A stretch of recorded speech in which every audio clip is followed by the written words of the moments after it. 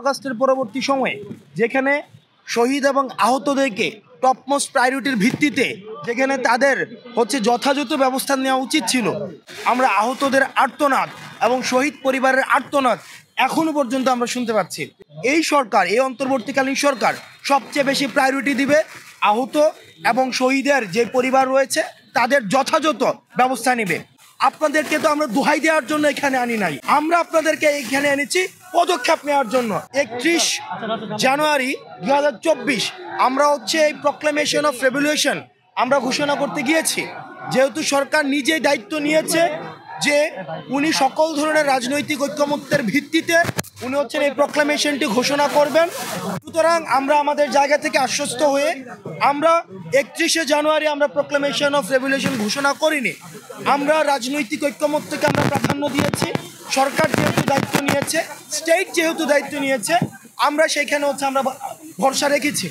কিন্তু দুঃখজনক বিষয় যে আজকে 31শে জানুয়ারির পরে এতদিন চলে গেলেও এখনো পর্যন্ত আমরা দৃশ্যমান 31শে ডিসেম্বরের পরে এতদিন চলে গেলেও আমরা দৃশ্যমান কোনো পদক্ষেপ কিন্তু এখনো পর্যন্ত দেখিনি। এই জুলাই গণ অভ্যুত্থানে যতগুলো পক্ষ অংশগ্রহণ করেছে, যে অংশীদার গ্রুপগুলো অংশগ্রহণ করেছে, এখানে গত 16 বছর ধরে যতগুলি ক্রিয়াশীল রাজনৈতিক সংগঠন যারা এই ফেসিবাদ আওয়ামী লীগের বিরুদ্ধে তাদের সংগ্রাম অব্যাহত রেখেছিল, তাদের অংশগ্রহণের মধ্য দিয়ে এবং সকল শ্রেণী পেশার মানুষের অংশগ্রহণের মধ্য দিয়ে আমরা সরকারকে এই বার্তাটি স্পষ্ট করতে চাই, 15 জানুয়ারির মধ্যে এই গণ অভ্যুত্থানের এই জুলাই প্রক্লেমেশন অফ জুলাই রেভলিউশনকে ঘোষণা করতে হবে এবং সেখানে অবশ্যই এই শহীদ এবং আহতদের স্বীকৃতি দিতে হবে এবং সেখানে যে আমাদের 47, 71 এবং 24-এর যে ঐতিহাসিক যে ধারাবাহিকতা, সেই ধারাবাহিকতার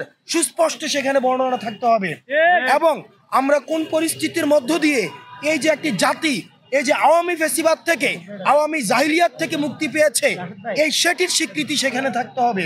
আমরা বাংলাদেশের প্রত্যেকটি প্রান্তে ছুটে যাব এবং প্রত্যেকটি প্রান্তের মানুষ যারা এই অভ্যুত্থানে অংশগ্রহণ করেছিল, আমরা তাদের কাছে আমরা জানতে চাইব যে তারা আসলে এই জুলাই গণ অভ্যুত্থানের ঘোষণাপত্রে কি দেখতে চায় এবং সেটির প্রেক্ষিতে আমাদের 24 পরবর্তী বাংলাদেশ বিনির্মিত হবে, যেখানে কোনো ধরনের ফেসিবাদ, কোনো ধরনের বৈষম্য, কোনো ধরনের দুঃশাসন এবং অপশাসনের কোনো উপস্থিতি থাকবে না। আগস্টের পরবর্তী সময়ে যেখানে শহীদ এবং আহতদেরকে টপমোস্ট প্রায়োরিটির ভিত্তিতে যেখানে তাদের যথাযথ ব্যবস্থা নেওয়া উচিত ছিল, কিন্তু এতদিন পেরিয়ে যাওয়ার পরেও আমরা আহতদের আর্তনাদ এবং শহীদ পরিবারের আর্তনাদ এখনো পর্যন্ত আমরা শুনতে পাচ্ছি, যেটি অত্যন্ত দুঃখজনক বিষয়। আমরা চাই এই সরকার, এই অন্তর্বর্তীকালীন সরকার সবচেয়ে বেশি প্রায়োরিটি দিবে আহত এবং শহীদের যে পরিবার রয়েছে তাদের যথাযথ ব্যবস্থা নেবে।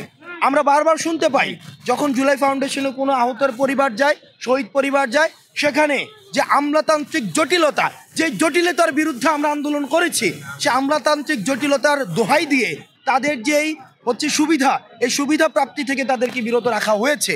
আমরা চাই এই আমলাতান্ত্রিক জটিলতার দোহাই আর যেন এই 24 পরবর্তী বাংলাদেশে আর না দেওয়া হয়। সর্বশেষ কুমিল্লা এই ফেসিবাদের বিপক্ষে সবসময় একটি শক্তি হিসেবে আবির্ভূত হয়েছে।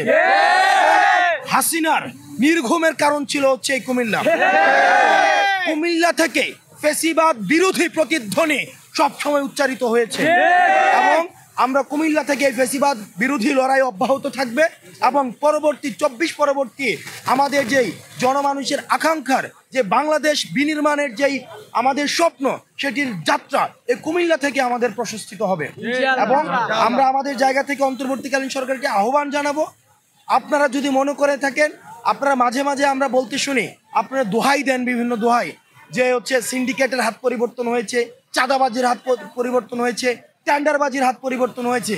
আপনাদেরকে তো আমরা দোহাই দেওয়ার জন্য এখানে আনি নাই, আপনাদেরকে তো এক্সকিউজ দেওয়ার জন্য আমরা এখানে আনি নাই, আমরা আপনাদেরকে এখানে এনেছি পদক্ষেপ নেওয়ার জন্য। যেই হাত চাঁদাবাজ করে, যেই হাত টেন্ডারবাজি করে, সেই হাতকে ভেঙে দিতে হবে। সুতরাং আপনারা যদি মনে করেন এক্সকিউজ দিবেন, সুতরাং এক্সকিউজ দেওয়ার সুযোগ আপনাদের নেই, আপনাদেরকে যথাযথ পদক্ষেপ নিতে হবে। আমরা আমাদের জায়গা থেকে